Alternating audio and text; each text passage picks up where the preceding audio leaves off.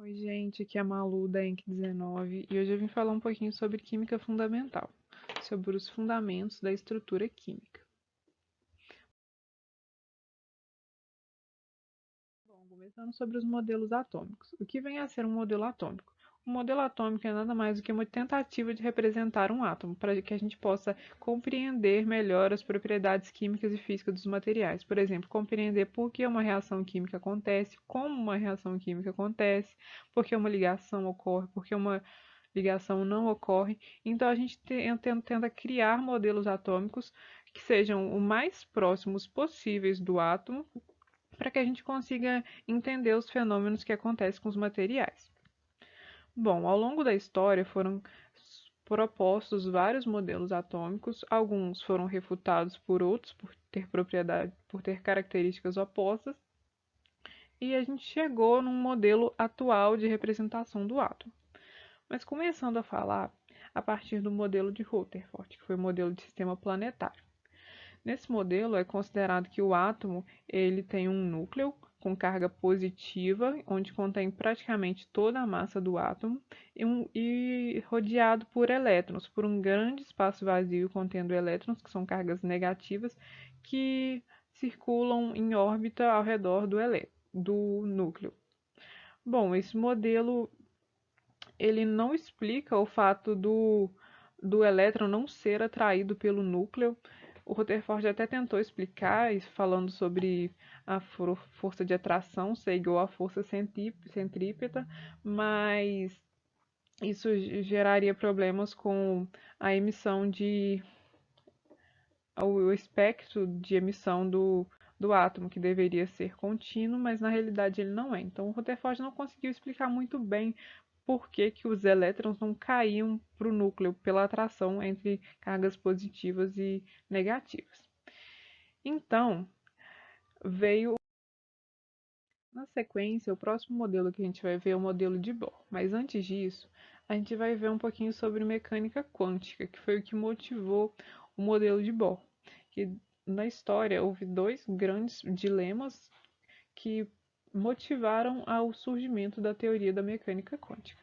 E um deles é o problema do corpo negro, que gerou a catástrofe do ultravioleta. Mas o que vem a ser um corpo negro? Bom, todo corpo ele emite e absorve radiação em diferentes faixas de frequência e então em diferentes faixas de comprimento de onda. Mas o corpo negro vai ser um corpo que a frequência de emissão de onda dele vai ser exclusivamente proporcional à temperatura. Então, quanto maior a temperatura, maior a frequência de emissão de radiação. E o que é a radiação eletromagnética? A radiação é uma onda que até então era vista como uma coisa contínua pela teoria clássica. E o que vem a ser, então, essa catástrofe do ultravioleta? Pela teoria da época, pela teoria da ondulatória, sendo a onda considerada uma coisa contínua, esse é um gráfico da intensidade de radiação emitida pelo comprimento de onda. Então, pela teoria ondulatória da época, quanto maior isso aqui para diferentes temperaturas.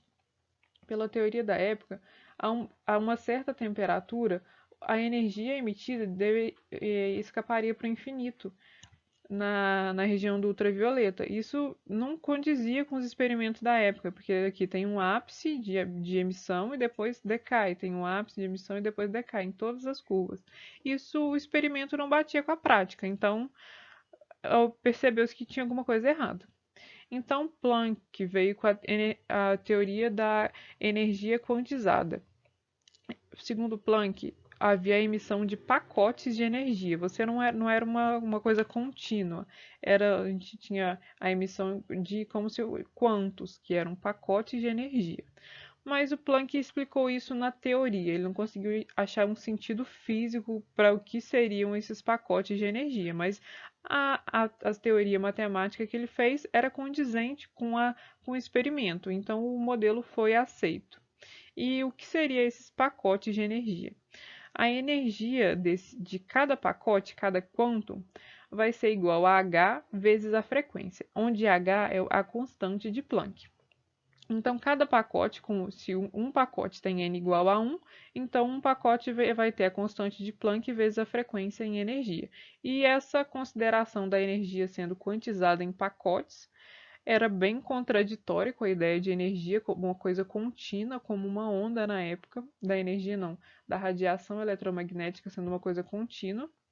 Então, ela conseguiu explicar e mudou bastante o conceito de radiação da época.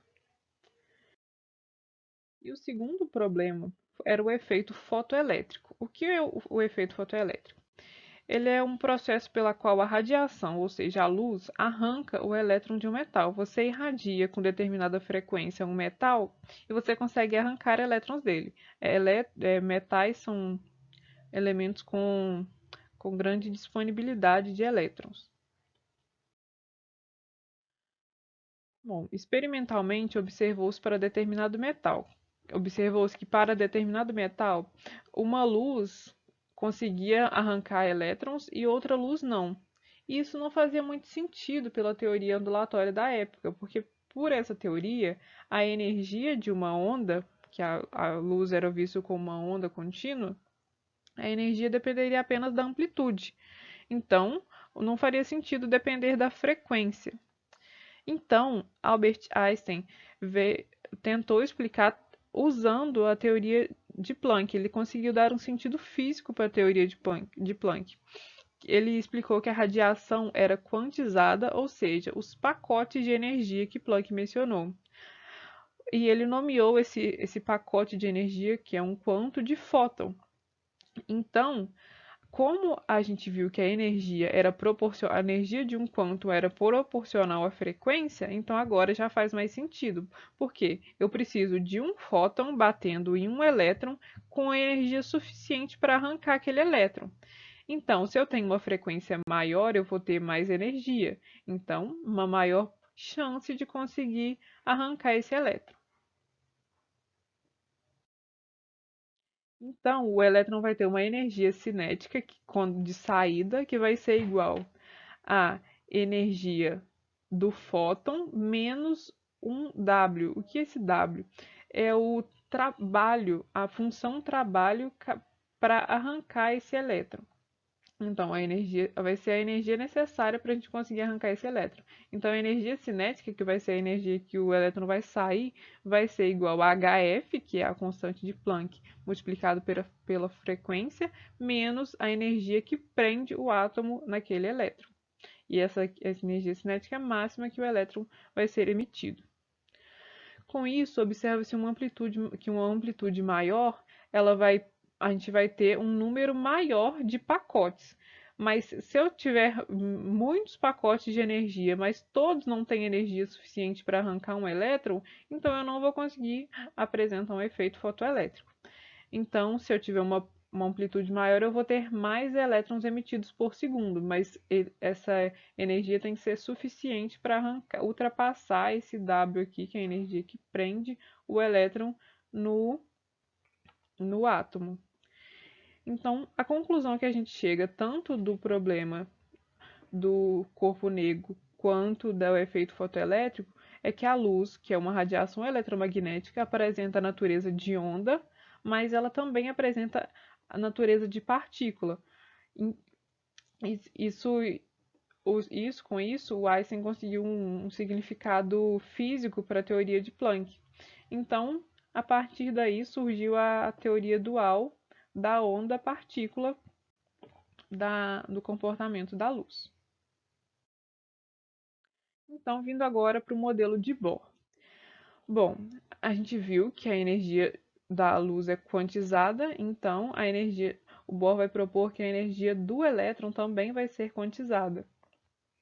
E que quando um átomo está no estado fundamental, ele recebe energia e um elétron salta para um nível de energia superior, porque se a energia é quantizada, a gente apresenta níveis de energia. É uma coisa, não é uma coisa contínua, a gente só pode ter energias em certos níveis. E a energia de um nível vai ser definida por essa fórmula aqui. A energia do nível N vai ser igual a menos RH, onde RH é uma constante, dividido por 1 sobre n ao quadrado. Então, cada nível vai ter uma energia específica. E observe quanto maior o nível, a energia vai ser mais próximo de zero. E quando a energia for zero, é porque esse elétron já não pertence mais a esse átomo.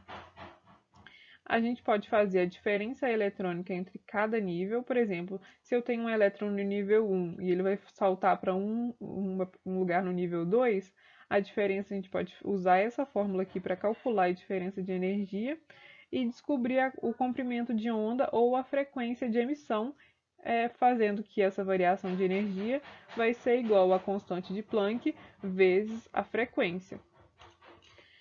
Então, uma boa explicação que usa um modelo da mecânica quântica atual para o átomo. Só o problema foi que o modelo de Bohr ele só apresentou resultados satisfatórios da teoria com a prática para o espectro do hidrogênio, tanto do hidrogênio quanto dos íons do hidrogênio. Quando mencionava átomos multieletrônicos, o modelo de Bohr falhava e ele não conseguia explicar o que acontecia com esses elétrons a mais para satisfazer o modelo dele. Bom, então vem a relação de Broglie. Ele foi um físico que ele relacionou o comportamento da onda e da matéria. Ele chegou que o comprimento de onda vai ser igual à constante de Planck dividido pela massa vezes a velocidade, que vai ser igual ao momento daquele elétron, daquela partícula. No caso do elétron, a gente vai ter que o comprimento de onda do elétron vai ser igual à massa sobre o volume. Então, se a gente tem um objeto com uma massa muito pequena, a gente consequentemente vai ter um comprimento de onda considerável. Então, pela relação de Broglie, toda matéria tem um comportamento ondulatório.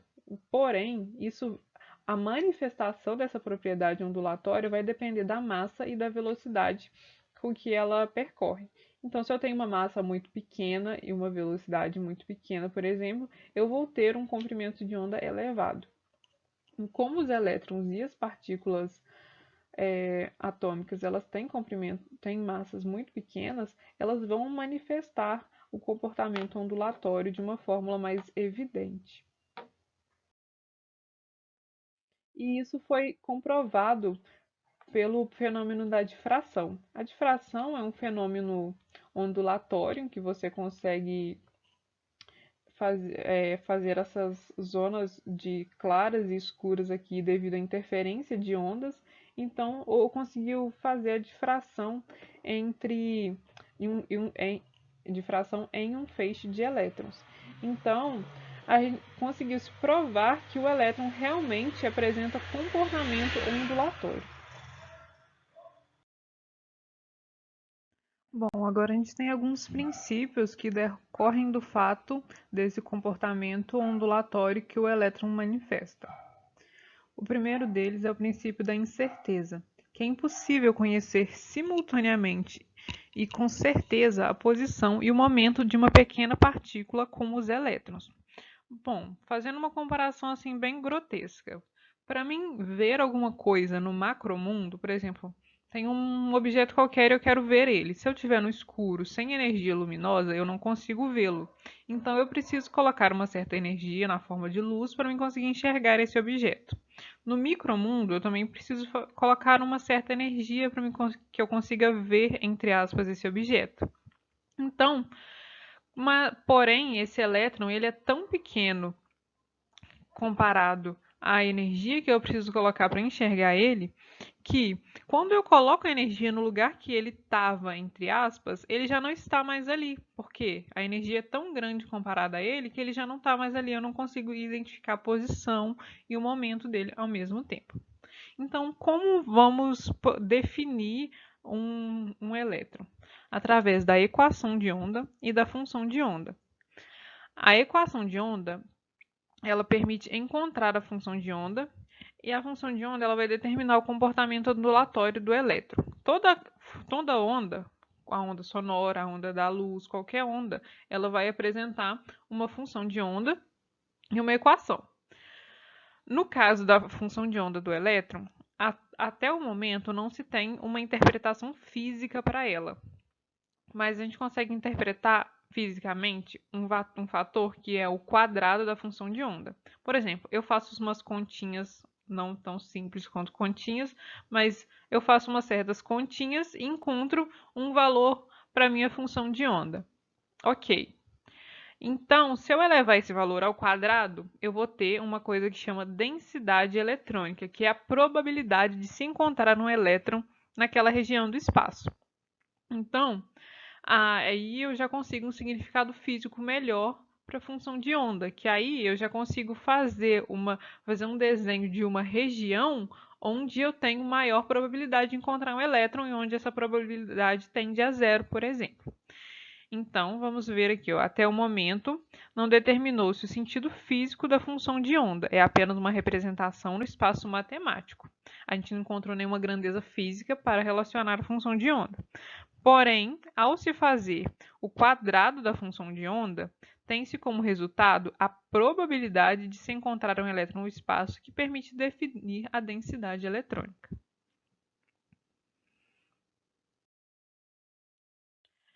E, a partir para a gente encontrar a nossa função de onda e da função de onda encontrar o quadrado da função de onda e a densidade de probabilidade eletrônica, a gente vai usar alguns parâmetros para colocar nessa função. Por exemplo, se eu tenho uma função f de x qualquer, igual a gente vê em cálculo 1, a f de x é igual a x2 mais 1. É uma função, o parâmetro dessa função é o x. No caso da função de onda, os parâmetros, ela não vai ter só um parâmetro, ela vai ter mais de um parâmetro, que vão ser os números quânticos, que, como a gente vai ver aqui, vão ser 4 números quânticos. Então, números quânticos são parâmetros utilizados para definir a função de onda para determinado elétron. E junto com a definição de função de onda, a gente vai definir o que junto com a definição de que são números quânticos, a gente vai definir anteriormente o que é um orbital. Um orbital vai ser a representação matemática da região do espaço com maior probabilidade de se encontrar um elétron, ou seja, vai ser a representação matemática do quadrado da função de onda. Então, o número quântico principal, agora vamos para os números quânticos, são 4 números quânticos, como a gente pode ver. O número quântico principal vai representar o nível de energia, que varia de 1 a infinito. Como a gente viu, a energia ela é proporcional ao inverso do quadrado do nível. Então, se eu estou num nível infinito, eu vou estar dividindo por uma coisa infinita. Então, esse número vai ser muito pequeno. Então, quando eu estou no nível infinito, a energia que prende o elétron ao núcleo, é praticamente zero. Já o número quântico secundário ou azimutal, ele vai representar a forma que esse orbital apresenta no espaço, o volume desse orbital. E ele vai variar de 0 até n-1. Por exemplo, o orbital S, ele vai ter número quântico 0. O orbital P vai ter número quântico 1. O orbital D vai ter número quântico 2, e assim por diante, até n-1. O número quântico magnético, que vai ser o ML, que representa a orientação do orbital no espaço. Por exemplo, o orbital S, ele apresenta o número quântico magnético 0, só o 0. Então, quer dizer, ele tem que ser uma esfera, porque ele não tem orientação no espaço. Já o orbital S, ele apresenta o número quântico -1, 0 e 1. Então, quer dizer, eu tenho 3 direções que esse número quântico ocupa no espaço. Eu vou mostrar mais detalhadamente na figura dos orbitais que a gente vai ver adiante. E por último, eu tenho o spin, que representa o sentido de rotação do elétron em torno do seu próprio eixo. Ou seja, o elétron está num nível de energia definido, ele está com a forma de um espaço que ele pode ocupar definida, e ele tem um número quântico magnético que determina a orientação desse espaço definido que ele ocupa. E além disso, ele pode rotacionar em torno do seu próprio eixo. Isso ainda lembrando que o elétron apresenta um comportamento ondulatório, então eu não vou conseguir definir exatamente onde ele está no espaço. E o spin ele vai variar de -1/2 até mais um meio, que ou ele pode rotacionar no sentido horário ou ele pode rotacionar no sentido anti-horário. Aqui a gente vai ter algumas representações gráficas dos orbitais. Por exemplo, o orbital S ele vai ser um orbital esférico. O orbital P, e note que o número quântico terciário, ou seja, que determina a orientação do orbital no espaço, para o orbital S é zero. Isso significa o quê? Que ele não tem direção definida. Então, ele só pode ser uma esfera. Uma esfera não tem uma direção definida no espaço. Já para o orbital P, eu tenho o número quântico terciário variando de -1, 0 e 1. Então eu tenho três possibilidades de direções que ele vai ocupar no espaço. Tá vendo? Eu tenho um no eixo Z, um no eixo Y e um no eixo X. E como eu sei que é de -1 até 1? Porque o S, o número quântico secundário, é 0. O P, o número quântico secundário, é 1. Então quer dizer que o número quântico terciário varia de -1 até 1. Já o D, o número quântico secundário dele, é 2. Então quer dizer que eu tenho -2, -1, 0, 1 e 2. Não necessariamente nessa ordem, mas são 5. 5 formas diferentes. E o que vai determinar a forma desses orbitais vai ser o número quântico secundário, que a gente não vai ver sobre a construção gráfica nesse curso de Química Fundamental, mas a gente pode lembrar que o orbital P é desse tipo. O D já não é tão importante fazer essa memorização. Bom, agora um exercício aqui sobre a determinação de um número quântico de um elétron. Aqui, ó, a gente tem um elétron no 4s1. O nível, o número quântico principal dele vai ser 4, porque ele está no nível 4, como pode ser visto aqui, é o número à frente do orbital. Ele está no orbital S, então o número quântico secundário dele vai ser 0. E o número quântico magnético dele também vai ser 0, porque ele não tem orientação no espaço. E o número e o spin ele pode ser tanto -1 quanto +1. A gente tem que fazer essa convenção de +1 ou +1 ser no sentido horário ou -1 ser no sentido horário. Então, com o spin não precisa preocupar tanto, só saber que pode ser mais ou menos 1. Bom, vendo agora um pouquinho sobre distribuição eletrônica.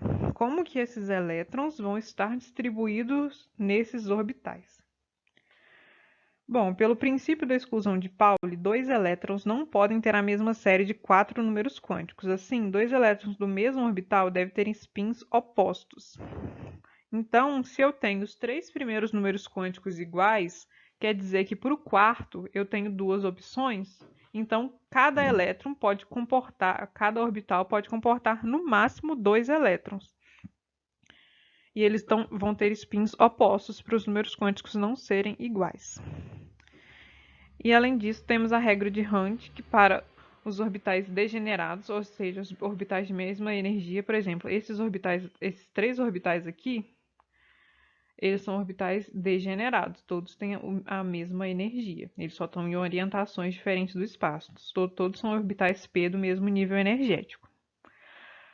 Para os orbitais degenerados, os elétrons preenchem cada orbital isoladamente antes de qualquer orbital receber um, ou seja, eu tenho um elétron no 2p5. Então, eu vou preencher um elétron aqui e um elétron aqui. Depois que eu já preenchi todos isoladamente, eu vou voltar preenchendo com o spin oposto. Aí eu vou colocar mais um aqui e mais um aqui. E esse daqui vai ficar sem. O último vai ficar sem um. Então, ele quer dizer isso. Você tem que preencher todos que não tenham elétrons emparelhados, não tenham elétrons emparelhados no mesmo orbital e depois você volta preenchendo esses orbitais novamente. Essa é a distribuição, você vai fazer a distribuição dos elétrons no, nos orbitais. Você vai seguir essa setinha aqui, ó. Se você tem 5 elétrons, você vai fazer um S1, vai ter 2, mais 2S2, vai ter mais 2, 4, mais o próximo 2p. Então a gente vai ter um átomo com 5 elétrons, ele vai ser 2s2, 1s2, 2s2 e 2p1, por exemplo. Sempre vai seguindo a setinha aqui. Isso foi uma coisa constatada experimentalmente. Bom, Agora que a gente já teve essa compreensão do que é o comportamento ondulatório do elétron, a gente pode partir para as propriedades periódicas. A primeira propriedade periódica que a gente vai ver é a da carga nuclear efetiva, que é a força que o núcleo exerce sobre o elétron, a força de atração que o núcleo exerce sobre o elétron. Ou seja, cada elétron que está em um nível aqui, ele tem uma energia potencial devido a essa força de atração aqui. Ela não é proporcional, ela não é exatamente a carga que o elétron sofre. Por quê? Porque em um átomo polieletrônico, a gente vai ter, por exemplo, um elétron mais externo e um mais interno. Então, a gente vai ter uma força de repulsão aqui entre os elétrons. Se você puxa um elétron para dentro, você vai, apesar de você estar o núcleo estar positivo atraindo negativo, os negativos vão estar se expulsando aqui. Lembrando que isso aqui é uma representação esquemática para melhor visualização, mas os elétrons não são bolinhas em níveis específicos. Então, a carga nuclear efetiva vai ser igual à carga, que é o número atômico, menos a constante de blindagem. Esses elétrons aqui, a gente vai falar que eles blindam esse elétron aqui da força do núcleo.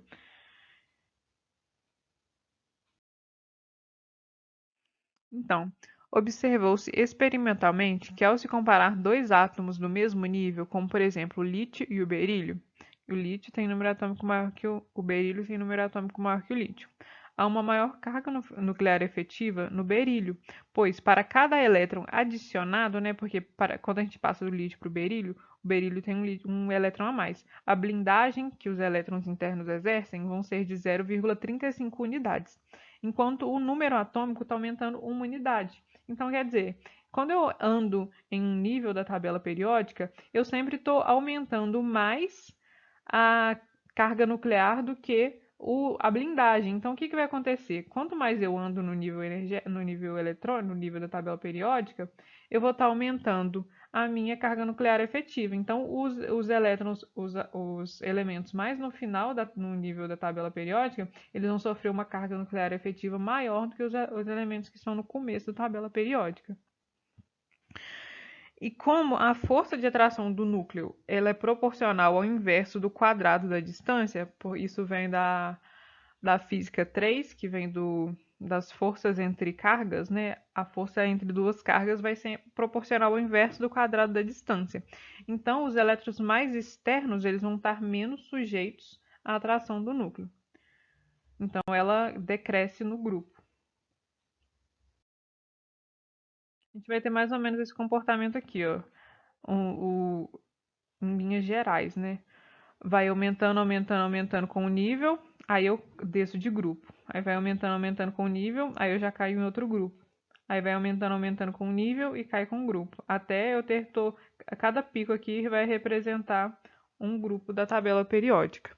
Aqui eu tenho a carga nuclear efetiva em razão do número atômico. Então, em linhas gerais, a carga nuclear efetiva aumenta com o aumento do número atômico no mesmo nível e diminui com o aumento do número atômico nos grupos. Então, eu vou ter esse comportamento aqui, tipo uma escadinha subindo e descendo, porque quando ela está no maior ponto, aí aumenta um nível eletrônico. Aí ele já aquele elétron já tem uma repulsão menor devido à distância maior que ele está do núcleo. E o raio atômico? O raio atômico vai ser uma medida do tamanho, entre aspas, do átomo, que vai ser a distância do núcleo até o ponto onde a densidade eletrônica tende a zero. E a gente vai observar a carga nuclear efetiva para determinar o raio atômico. Porque quanto maior a carga nuclear efetiva, maior a atração do elétron pelo núcleo, então aquele átomo vai estar mais compacto. Então, como o comportamento da carga nuclear efetiva cresce no nível, e aumenta aqui, o raio atômico vai ser o oposto. Quando eu tenho uma carga nuclear efetiva alta, eu vou ter um raio pequeno que vai aumentando com as cargas nucleares efetivas menores. E o raio vai aumentando também aqui com as cargas nucleares efetivas menores.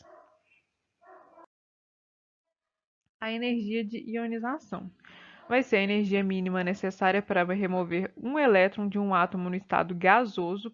Mais para frente, essa parte do gasoso vai ser bem importante, a partir de seu estado fundamental.